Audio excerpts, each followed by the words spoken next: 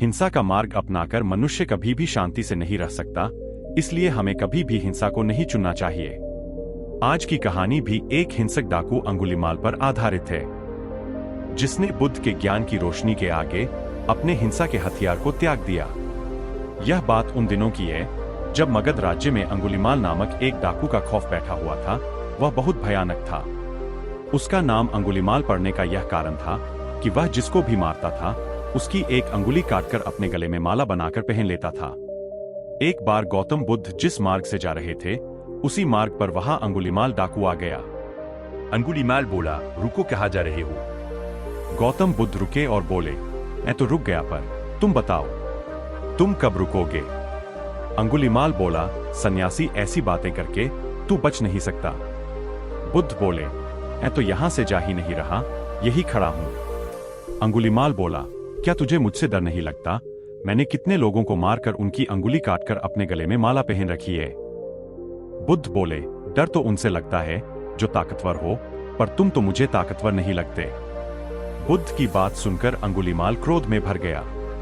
अंगुलीमाल बोला, लगता है तुझे मेरी ताकत का अंदाजा नहीं है, तूने कभी मेरा नाम नहीं सुना। इतने लोगों को मैं मौत के घाट उतार चुका हूं और आज तेरी बारी है। बुद्ध बोले, अच्छा, अगर तुम सचमुच ताकतवर हो तो पेड़ से कुछ पत्ते तोड़कर दिखाओ।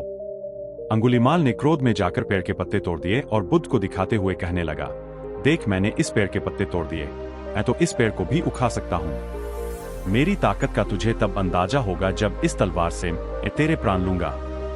बुद्ध बोले, अब इसी पत्तों को वापस जोड़कर दिखाओ। अंगुलीमाल बोला, मूर्ख, ऐसा कभी संभव है क्या? पत्तों को तोड़ने के बाद भला जोड़ा जा सकता है? बुद्ध बोले, फिर तुम्हारी यह किस प्रकार की ताकत है भीखू? भीखू नाम सुनते ही अंगुलीमाल बोला, तुम्हें मेरा यह नाम कैसे पता चला? बुद्ध बोले, तुम तक्षशिला में एक विद्यार्थी थे, लेकिन कुछ सहपाठियों के दुर्व्यवहार के कारण तुम दिशाहीन हो गए और तुमने यह गलत मार्ग अपना लिया। अंगुलीमाल बोला, सन्यासी, भावनाओं का खेल खेलकर तू बच नहीं सकता। मेरा धर्म बस लोगों की हत्या करना है और मुझे बाकी किसी से भी कुछ लेना देना नहीं है। बुद्ध बोले, तुम लोगों की नहीं, स्वयं की हत्या कर रहे हो। तुम्हें लगता है कि हत्या करने से तुम्हें सुख की प्राप्ति होगी, किंतु हर हत्या के बाद तुम असल में दुखी और अशांत हो रहे हो। अंगुलीमाल बोले, इस नरक भरी जिंदगी ने तो मुझे हत्यारा बना दिया है और अब बस मेरा यही काम है। बुद्ध बोले, नहीं, तुम्हारे भीतर अब भी एक मनुष्य है। वह मनुष्य जो लोगों को मारकर आत्मग्लानि महसूस करता है, लेकिन तुमने उस आत्मग्लानि के ऊपर अपनी झूठी ताकत का चोला ओढ़ रखा है। तुम्हें लगता है कि तुम लोगों की हत्या कर रहे हो, लेकिन वास्तव में तुम रोज अपनी ही आत्मा की हत्या करते हो। लोगों को मारकर भी तुम्हें सुख प्राप्त नहीं होता, इसलिए तुम अपनी ताकत का रोब दिखाकर दूसरों पर अपना हक जमाना चाहते हो। तुम बिल्कुल भी ताकतवर नहीं हो, तुम भीतर से बहुत ही कमजोर और खोखले हो। ऐसा सुनकर अंगुलीमाल के हाथों से तलवार छूट गई। बुद्ध की इन बातों से अंगुलीमाल को ऐसा महसूस हुआ जैसे किसी ने उसकी दुखती रग पर हाथ रख दिया हो। किसी ने उसके हृदय को साफ साफ आईने की तरह उसे दिखा दिया हो। वह अपनी भावनाओं को ना रोक पाया, उसकी आंखों से आंसू बहने लगे।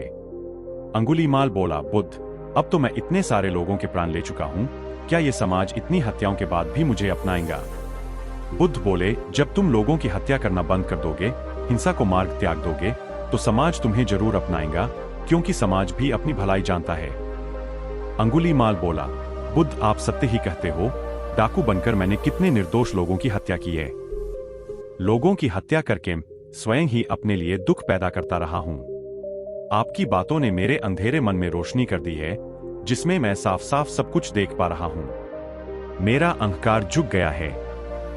मैं अब किसी की भी हत्या नहीं करूंगा। ऐसा कहकर अंगुलीमाल बुद्ध के चरणों में गिर गया और उसने हिंसा का मार्ग हमेशा हमेशा के लिए छोड़ दिया। आगे चलकर वह एक सन्यासी का जीवन व्यतीत करने लगा। इस कहानी से हमें यह शिक्षा मिलती है कि हिंसा करने से दूसरों का नुकसान तो होता ही है, साथ साथ हम अपने मन के प्रति भी हिंसक हो जाते हैं। हिंसा करके हमारा मन कभी भी संतुष्ट नहीं हो सकता, इसलिए हमें सदैव हिंसा से बचना चाहिए। उम्मीद करते हैं आपको हमारी गौतम बुद्ध की प्रेरणादायक कहानी पसंद आई होगी।